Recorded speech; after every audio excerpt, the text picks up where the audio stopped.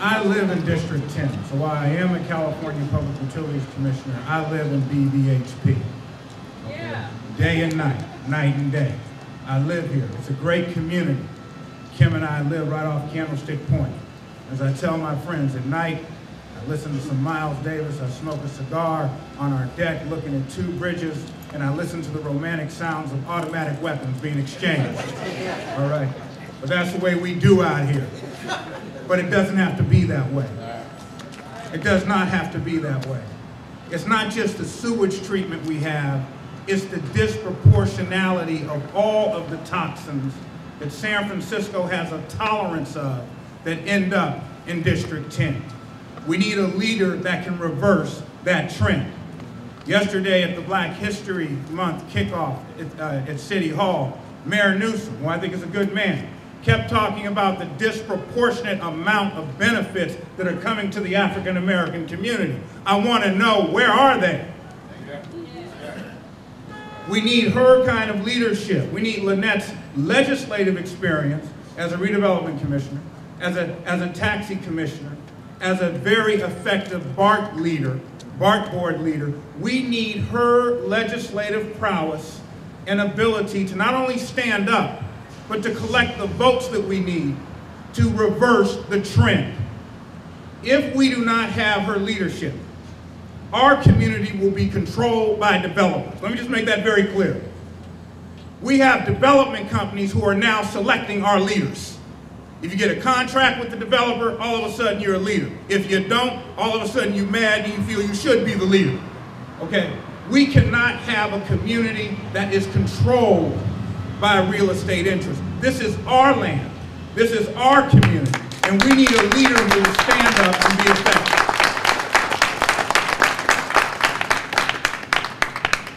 As Bevan said, Lynette gave everybody here a loan when she was right over here at Bayview Plaza, at Union Bank. She gave everybody a loan. I think she may have caused a little financial crisis, beyond, but it's the kind of financial crisis that we need. Why can't we have a bailout? Okay. But she has that type of commitment. She has that type of heart. She knows this community and she knows what it can be. And that's why, as a resident, Kim and I are putting in our full support with Lynette Sweet. Let me bring up another point. We're always talking about the southeast section of the city and how we need more of the development dollars allocated appropriately, how we need more of the best use type of development that will create long-term career development, the biotech industry that Bevan spoke of, the green technology and energy and clean technology area that I'm prepared as a California Public Utilities Commissioner to work with Lynette Sweet on. But also, think about this team now. You have Kim Brandon on the Port Commission, which all this property coming down here on the southeast shore, and you have Lynette Sweet on the Board of Supervisors.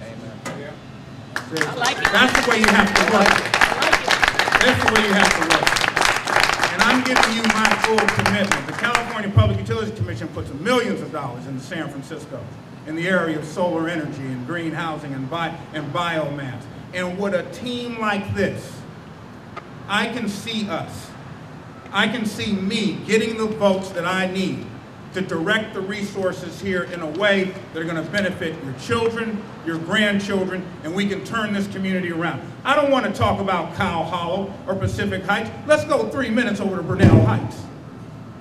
Let's go over to Dogpatch. Why can those communities, why can Potrero Hill, why can families walk around with their children in strollers at 8, 9 at night, sit in coffee shops and bookstores and feel safe?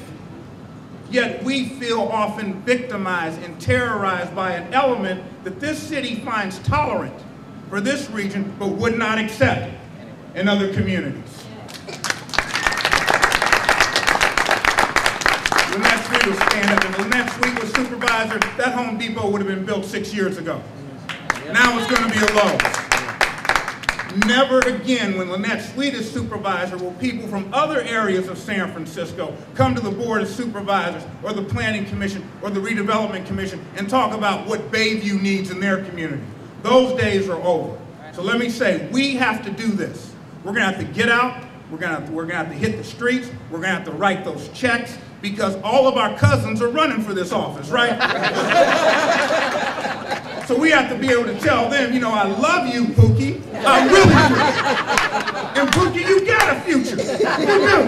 Go on, doesn't he, Renell? He got a future. Pookie got a future. Got a future. But we need this University of California, Berkeley graduate, this brilliant, brilliant policymaker and public servant to be the leader for District 10. And I love the way Bevan Duffy said, for all races, because I love my Asian neighbors. I love my Latino neighbors. I love my white neighbors. When people ask me, and this isn't Lynette Sweet speaking, this is Timothy Allen Simon. When people ask me about the flight of black people out of the Bayview, I say, which ones? Okay? Because there are some that I will drive to Brentwood myself. I'll carry them. I'll carry them. If you're doing side shows, I want you out of here. If you're doing donuts in front of my house, I really want you to go to Contra Costa. They might have a more tolerant policy on that. Okay, if you're dealing drugs, we need a leader that can go to the Bayview Police Station and say, clean that corner now, and be there when it's being cleaned.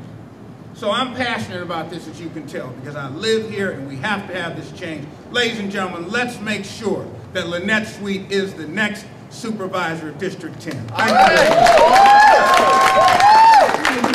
All right. Are you fired up, everybody? Yeah. Are you fired up? Yeah. Let me just, Commissioner Simon, I believe it's Pookie and them. Pookie and them.